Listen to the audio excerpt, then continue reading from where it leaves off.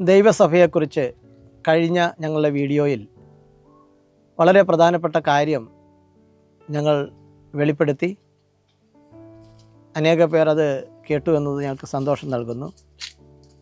അതിൻ്റെ തുടർച്ചയായിട്ട് വീണ്ടും ദൈവസഭയെക്കുറിച്ചുള്ള ഉപദേശ സത്യങ്ങൾ യഥാർത്ഥമായി നിങ്ങളുടെ മുമ്പിൽ അവതരിപ്പിക്കുവാനായിട്ട് ഞങ്ങൾ ആഗ്രഹിക്കുകയാണ്.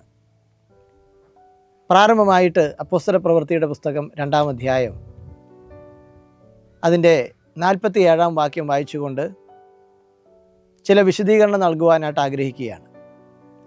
ആ വാക്യം ഇപ്രകാരമാണ്. അപ്പോസ്തല പ്രവൃത്തികളുടെ പുസ്തകം 2-ാം അധ്യായം അതിൻ്റെ 47-ാം വാക്യം. കർത്താവ് രക്ഷിക്കപ്പെടുന്നവരെ ദിനംപ്രതി സഭയോട് ചേർത്തുകൊണ്ടിരുന്നു. കർത്താവ് രക്ഷിക്കപ്പെടുന്നവരെ ദിനംപ്രതി സഭയോട് ചേർത്തുകൊണ്ടിരുന്നു.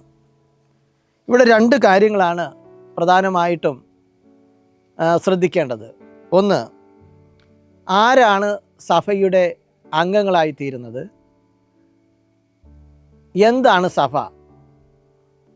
ആരാണ് സഭയുടെ അംഗങ്ങൾ? സഭയെന്ന് പറഞ്ഞാൽ എന്താണ്? കഴിഞ്ഞ ഞങ്ങളുടെ വീഡിയോയിൽ വളരെ വിശദമായി ഞങ്ങളതിന് ആരംഭം കുറിച്ചു. അതിൻ്റെ തുടർച്ചയായിട്ടാണ് എന്താണ് യഥാർത്ഥ സഭ, ആരാണ് ദൈവസഭയുടെ അല്ലെങ്കിൽ ക്രിസ്തു സഭയുടെ അംഗങ്ങൾ. ഈ വാക്യത്തിൽ തന്നെയുണ്ട് ആരാണ് ദൈവസഭയുടെ അംഗങ്ങൾ എന്ന് അവിടെ കാണുവാനായിട്ട് സാധിക്കും. മറ്റൊരു കാര്യവും കൂടി, ആരാണ് ഈ ദൈവസഭയിലേക്ക് ഒരാളെ ചേർക്കുന്നത്? 3 കാര്യവും അവിടെ നമുക്ക് കാണാം. ദൈവസഭയിലേക്ക് ചേർക്കുന്നത് ആരാണ്? ആരാണ് ദൈവസഭയുടെ അംഗം? മൂന്നാമത്, എന്താണ് ദൈവസഭ എന്ന് പറഞ്ഞാൽ? അവിടെ കർത്താവ് രക്ഷിക്കപ്പെടുന്നവരെ എന്നാണ്. കർത്താവ് അഥവാ കർത്താവായ യേശു ക്രിസ്തു സഭയുടെ സ്ഥാപകനും സഭയുടെ തലയുമായ ക്രിസ്തുവേശുവാണ് ഈ ലോകത്തിലെ ഏതൊരു മനുഷ്യനെയും സഭയിലേക്ക് ചേർക്കുന്നത്. ഏതെങ്കിലും ഒരു മെമ്പർഷിപ്പ് കൊടുത്തുകൊണ്ടോ ഏതെങ്കിലും തരത്തിൽ ഒരു ക്യാമ്പയിൻ നടത്തിക്കൊണ്ട് ഏതെങ്കിലും സ്വാധീനം ചെലുത്തിയോ അല്ല ഒരു വ്യക്തിയെ ദൈവസഭയുടെ അംഗമാക്കുന്നത്. അത് ദൈവം തന്നെ നേരിട്ട്, അല്ലെങ്കിൽ കർത്താവായ യേശു ക്രിസ്തുവാണ് ഒരു വ്യക്തിയെ ദൈവസഭയിലേക്ക് ചേർക്കുന്നത്. അപ്പോൾ ആ ചേർക്കുവാനായിട്ടൊരു മാനദണ്ഡമുണ്ട്. ആ മാനദണ്ഡത്തെക്കുറിച്ചാണ് അവിടെ പറയുന്നത്. രക്ഷിക്കപ്പെടുന്നവരെ എന്നാണ് അവിടെ പറഞ്ഞിരിക്കുന്നത്. രക്ഷിക്കപ്പെടുന്നവർ എന്ന് ബൈബിളിൽ പറയുമ്പോൾ പൊതുസമൂഹത്തിന്, ഞങ്ങളെ കേട്ടുകൊണ്ടിരിക്കുന്ന അനേകരുണ്ട്, എല്ലാവർക്കും ബൈബിളിലെ ആ പദപ്രയോഗം മനസ്സിലാകണമെന്നില്ല. അതുകൊണ്ട് ആ പ്രയോഗം എന്താണ്, ആ വാക്കുകൊണ്ട് ഉദ്ദേശിക്കുന്നത് എന്താണെന്ന് ഒന്ന് വിശദീകരിക്കുവാനായിട്ട് ആഗ്രഹിക്കുകയാണ്. രക്ഷിക്കപ്പെടുക എന്ന വാക്കിൻ്റെ അർത്ഥം പ്രധാനമായും ശിക്ഷയിൽ നിന്ന് ഒഴിവാക്കപ്പെടുക എന്നാണ്. അത് 2 തരത്തിലും ഉപയോഗിച്ചിട്ടുണ്ട്. പഴയ നിയമത്തിൽ രക്ഷയെന്ന ആ വാക്ക് ഭൗതികമായ ഏതെങ്കിലും അപകടത്തിൽ നിന്നോ ശത്രുവിൻ്റെ കയ്യിൽ നിന്നോ അല്ലെങ്കിൽ രോഗത്തിൽ നിന്നോ ഒരാളെ രക്ഷിക്കുന്നതുമായി ബന്ധപ്പെട്ട് ആ വാക്ക് ഉപയോഗിക്കുന്നുണ്ട്. പുതിയ നിയമത്തിലേക്ക് വരുമ്പോൾ പ്രധാനമായും രക്ഷിക്കപ്പെടുക എന്ന് പറഞ്ഞാൽ പാപത്തിൻ്റെ ശിക്ഷയിൽ അകപ്പെട്ടിരിക്കുന്ന മനുഷ്യനെ അതിൽ നിന്ന് രക്ഷിക്കുക എന്നാണ് പ്രധാനമായും അർത്ഥം. അപ്പോൾ ഭാവിയായ മനുഷ്യനെ രക്ഷിച്ചുകൊണ്ട് നിത്യമായ നരകശിക്ഷയുണ്ട് പാപിക്ക്. ആ ശിക്ഷയിൽ നിന്ന് രക്ഷിച്ചുകൊണ്ട് അവനെ ദൈവം ഒരു സഭയുടെ അംഗമാക്കുന്നതിനെയാണ് അവിടെ രക്ഷിക്കപ്പെടുക എന്ന് പറയുന്നത്. അപ്പോൾ ഒരു സഭയിലേക്ക്, ക്രിസ്തു സഭയിലേക്ക് അല്ല ദൈവസഭയിലേക്ക് അംഗമാകുന്ന വ്യക്തിയുടെ ഗുണമെന്ന് പറയുന്നത് അയാൾ രക്ഷിക്കപ്പെടുക എന്നതാണ്. ഇന്ന് നമുക്കറിയാം, സഭയുടെ കാര്യം പറയുമ്പോൾ പാരമ്പര്യം എന്ന വിഷയം പലപ്പോഴും ഉയർന്നു വരുന്നുണ്ട്. പാരമ്പര്യം പറഞ്ഞുകൊണ്ടാണ് പലപ്പോഴും പലരും സഭയുടെ കാര്യം മുന്നോട്ട് വെക്കുന്നത്. എന്നാൽ നാം ഓർക്കണം, ദൈവത്തിന് നമ്മുടെ എല്ലാവരുടെയും പാരമ്പര്യം നന്നായിട്ടറിയാം. എല്ലാ മനുഷ്യരുടെയും പാരമ്പര്യം ദൈവത്തിനറിയാം. ആരുടെയും പാരമ്പര്യം ദൈവത്തിൻ്റെ മുമ്പാകെ പറയണമെന്നില്ല. മാത്രമല്ല, നമ്മുടെ പാരമ്പര്യം പറഞ്ഞുകൊണ്ട് ദൈവം മുമ്പാകെ നമുക്ക് ഒരവകാശവാദവും ഉന്നയിക്കുവാൻ സാധിക്കുകയില്ല. അതിന് കാരണം ദൈവം നമ്മുടെ എല്ലാവരുടെയും പാരമ്പര്യം അറിയുന്നു. ദൈവം പാരമ്പര്യത്തെ കണക്കാക്കുന്നത് ദൈവം സൃഷ്ടിച്ച ആദ്യത്തെ മനുഷ്യനായ ആദാമിലൂടെയാണ്. ആദാമിലൂടെ ദൈവം നോക്കുമ്പോൾ എല്ലാ മനുഷ്യരും പാപത്തിലാണ് ജനിക്കുന്നത്. ആ പാപത്തിൽ ജനിക്കുന്ന മനുഷ്യനെ പാപത്തിൻ്റെ അടിമത്തത്തിൽ നിന്ന് വിടുവിച്ച് അവനുണ്ടാകുന്ന നരകശിക്ഷയിൽ നിന്ന് രക്ഷിച്ച് ദൈവഭാഗത്തേക്ക് കൊണ്ടുവരുന്നതിനെയാണ് രക്ഷിക്കപ്പെടുക എന്ന് പറയുന്നത്. അപ്പോൾ അങ്ങനെ പാപത്തിൽ ആദാമിൽ നിന്നുണ്ടായ പാപസംബന്ധമായ ആ വിഷയം പരിഹരിച്ച് ഒരാളെ ദൈവസഭയിലേക്ക് കൊണ്ടുവരുന്നുവെന്നാണ് ഇവിടെ ഈ വാക്യം പറയുന്നത്. അത് കർത്താവായ യേശു ക്രിസ്തുവിലുള്ള വിശ്വാസത്താലാണ്. കർത്താവായ യേശു ക്രിസ്തുവിൻ്റെ ക്രൂശുമരണത്തിൽ വിശ്വസിക്കുമ്പോഴാണ് ഈ പാപത്തിന് പരിഹാരം വരുന്നതും ഒരാൾ ദൈവസഭയിലേക്ക് അംഗമായി വരുന്നതും. അത് കർത്താവായ യേശു ക്രിസ്തുവാണ് ചേർക്കുന്നത്. ഇനി അവിടെ അടുത്തൊരു കാര്യം പറയുന്നുണ്ട്. ആരാണ് കർത്താവായ യേശു ക്രിസ്തുവാണ് ദൈവസഭയിലേക്ക് ആളെ ചേർക്കുന്നത് എന്ന് പറഞ്ഞു. രണ്ടാമത്തെ കാര്യം, ആരെയാണ് അംഗമായി സ്വീകരിക്കുന്നത്? ദൈവം രക്ഷിക്കപ്പെടുന്നവരെ, അഥവാ പാപത്തിൻ്റെ ശിക്ഷയിൽ നിന്ന് രക്ഷപ്പെട്ടവരെ, യേശു ക്രിസ്തുവിൻ്റെ ക്രൂശിൽ വിശ്വസിച്ച് രക്ഷപ്പെട്ടവരെയാണ് അംഗമാകുന്നത്. മൂന്നാമത്തെ കാര്യം എന്ന് പറയുന്നത് സഭയോട് ചേർത്തുകൊണ്ടിരുന്നു എന്നാണ് അവിടെ പറഞ്ഞിരിക്കുന്നത്. അപ്പോൾ സഭയോട് ചേർത്തുകൊണ്ടിരിക്കുന്നു എന്ന വാക്യം പറയുമ്പോൾ ഒരു സഭ അവിടെ ഉണ്ട്. ആ സഭ ഏതാണ്? ആ സഭ എന്ന് പറയുന്നത് അപ്പോസ്തലപ്രവൃത്തി 1-ാം അധ്യായത്തിലും 2-ാം അധ്യായത്തിലും കാണുന്നതാണ്. എങ്ങനെയാണ് നമുക്കത് മനസ്സിലാകുന്നത്? അവിടെ ഒരു 120 പേരെ നമുക്ക് കാണുവാൻ സാധിക്കും. 12 അപ്പോസ്തലന്മാരെയും ശേഷിക്കുന്ന കർത്താവായ യേശു ക്രിസ്തുവിൽ വിശ്വസിച്ച വിശ്വാസികളെയുമാണ്. അപ്പോൾ ഇവരെല്ലാം തന്നെ 120 പേരും തന്നെ നമ്മൾ ഓർക്കണം, കർത്താവായ യേശു ക്രിസ്തു 3.5 വർഷക്കാലത്തെ സുവിശേഷ പ്രവർത്തനത്തിൽ യേശു കർത്താവിനെ സ്വീകരിച്ച് വന്നവരാണ്, ശിഷ്യന്മാരായി തീർന്നവരാണ്. സ്ത്രീകളും പുരുഷന്മാരും അടങ്ങുന്ന ഈ 120 പേര് എന്ന സംഘം, അവരാണ് യെരുശലേമിൽ പെന്തക്കോസ്ത് നാളിൽ കൂടിയിരുന്നത്. അപ്പോൾ സഭയോട് ചേർത്തുകൊണ്ടിരുന്നു എന്ന് പറയുമ്പോൾ ഈ 120 പേര്. പിന്നീട് പത്രോസിൻ്റെ പ്രസംഗത്തിൽ 3000 പേര് കർത്താവായ യേശു ക്രിസ്തുവിനെ സ്വീകരിക്കുന്നുണ്ട്. അപ്പോൾ 3000 പേരും ഈ 120 പേരും കൂടി കൂടുന്ന 3120 പേരെന്ന യെരുശലേമിലെ സഭയാണ് അവിടെ ഒന്നാമത്തെ സഭ. യഥാർത്ഥമായ ഒരു സഭയെന്ന് പറയുന്നത് അതിൻ്റെ ഒരു മാതൃക നമുക്കവിടെ കാണുവാൻ സാധിക്കും.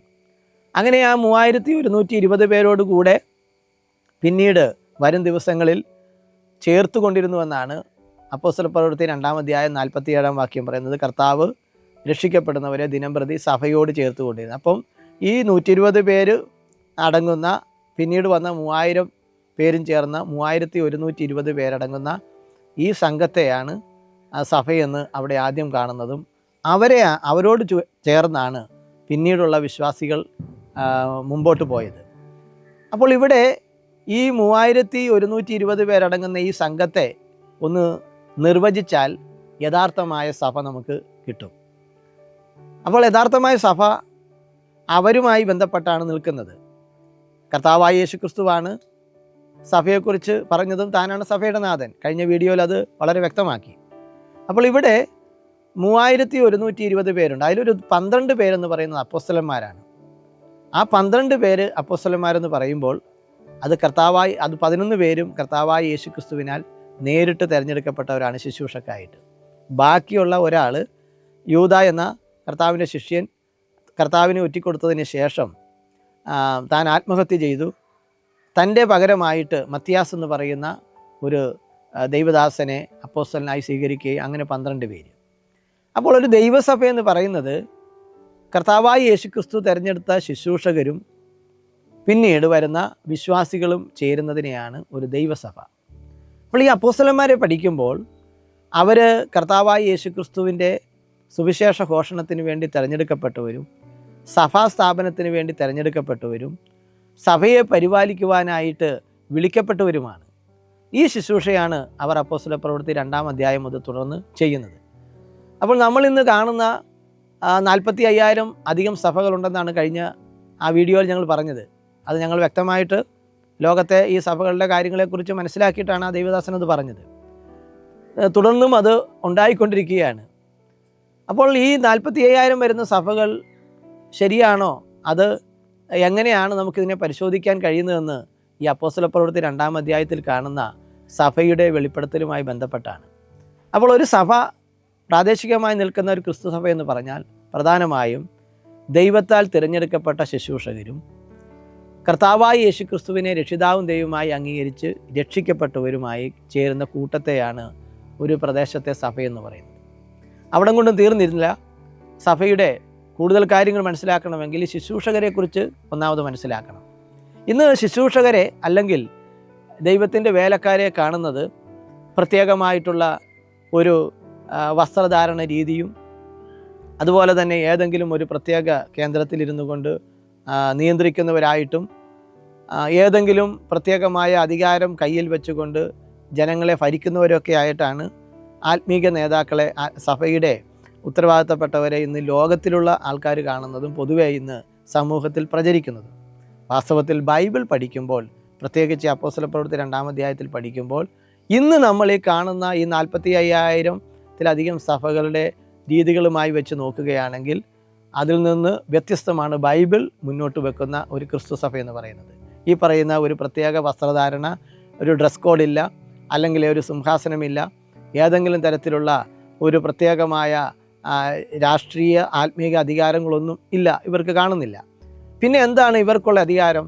കർത്താവായ യേശു ക്രിസ്തുവിനാൽ തിരഞ്ഞെടുക്കപ്പെട്ട് പാപിയായ മനുഷ്യനെ രക്ഷിക്കുവാൻ, സുവിശേഷം പറയുവാനായിട്ടാണ് ഒന്നാമത്തെ അവർക്ക് കൊടുത്തിരിക്കുന്ന കൃപാവരം. അപ്പോൾ ആ കൃപാവരം ഉപയോഗിച്ച് അവർ സുവിശേഷം പറയുകയും അവരുടെ സുവിശേഷം കേട്ട് ഒരു പ്രദേശത്തുനിന്ന് വിശ്വാസത്തിലേക്ക് വരുന്നവരെ ചേർക്കുന്ന കാര്യത്തെക്കുറിച്ചാണ് നമ്മളവിടെ അപ്പോസ്തലപ്രവൃത്തി 2:47 വായിച്ചത്. കർത്താവ് ദിനംപ്രതി ചേർത്തുകൊണ്ടിരുന്നു. അപ്പോൾ കർത്താവിനാൽ വിളിക്കപ്പെട്ട ഈ അപ്പോസ്തലന്മാർ അവർ പിന്നീട് സുവിശേഷം പറയുവാൻ തുടങ്ങി. യഹൂദന്മാരിൽ നിന്നും യഹൂദന്മാരല്ലാത്തവരിൽ നിന്നും സുവിശേഷം സ്വീകരിച്ചു ദൈവസഭയുടെ ഭാഗമായി മാറി. അപ്പോൾ ഒന്നാമത് ഒരു സഭയുടെ യാഥാർത്ഥ്യം പരിശോധിക്കുമ്പോൾ കാണുന്ന ഒന്നാമത്തെ കാര്യം, അവിടെ സുവിശേഷം പറയുന്ന ദൈവദാസന്മാരുണ്ടായിരിക്കണം. രണ്ടാമത് ഈ അപ്പോസ്തലന്മാർ എന്താണ് ചെയ്തത്? രണ്ടാമത് അവർ വചനം പഠിപ്പിച്ചു. ഇത് നമ്മൾ അപ്പോസ്തലപ്രവൃത്തി 2-ാം അധ്യായത്തിൽ കാണുന്നുണ്ട്. ഒരു സഭയുടെ കാര്യങ്ങളെക്കുറിച്ച് പറയുമ്പോൾ അവിടെ എന്തൊക്കെ കാര്യങ്ങളാണ് അവർ ചെയ്തതെന്ന് അവിടെ പറയുന്നുണ്ട്. അതിൻ്റെ 42-ാം വാക്യമാണ് അപ്പോസ്തലപ്രവൃത്തി 2-ാം അധ്യായം 42-ാം വാക്യം. അവർ അപ്പോസ്തലന്മാരുടെ ഉപദേശം കേട്ടും കൂട്ടായ്മ ആചരിച്ചും അപ്പം നുറുക്കിയും പ്രാർത്ഥന കഴിച്ചും പോന്നു. അവർ എന്ന് പറയുന്നത് ഈ പറഞ്ഞ കർത്താവായ യേശു ക്രിസ്തുവിനെ സ്വീകരിച്ചവരാണ്. അപ്പോൾ അവിടെ അപ്പം നുറുക്കലും അപ്പോസ്തലന്മാരുടെ ഉപദേശം കേൾക്കലുമുണ്ട്. അപ്പോൾ രണ്ടാമത്തെ കാര്യം ഉപദേശം കേൾക്കുക, അതായത് ദൈവവചന സത്യങ്ങളെ പഠിപ്പിക്കുന്നവരായിരിക്കണം. മൂന്നാമത്തെ കാര്യം ഈ കൂടി വന്നിരിക്കുന്ന ജനങ്ങളെ, കർത്താവിനെ വിശ്വസിച്ച് രക്ഷിക്കപ്പെട്ടവരെ പരിപാലിക്കേണ്ടതാണ് അവരുടെ ഉത്തരവാദിത്വം. അപ്പോൾ ഈ 3 കാര്യങ്ങൾ ചെയ്യുകയും ഈ രക്ഷിക്കപ്പെട്ട ആൾക്കാരെ ദിനംപ്രതി ആത്മീകമായി വളർത്തി പരിപാലിക്കുന്ന ഒരു സംവിധാനത്തെയാണ് ദൈവസഭ അഥവാ ക്രിസ്തു സഭ എന്ന് പറയുന്നത്. തുറന്നുള്ള ഞങ്ങളുടെ വിശദീകരണത്തിൽ വരും ദിവസങ്ങളിൽ ഇതിൻ്റെ ഉപദേശ കാര്യങ്ങൾ കൂടുതലായിട്ട് നിങ്ങൾക്ക് കേൾക്കാം. നിർത്തുന്നു. നന്ദി.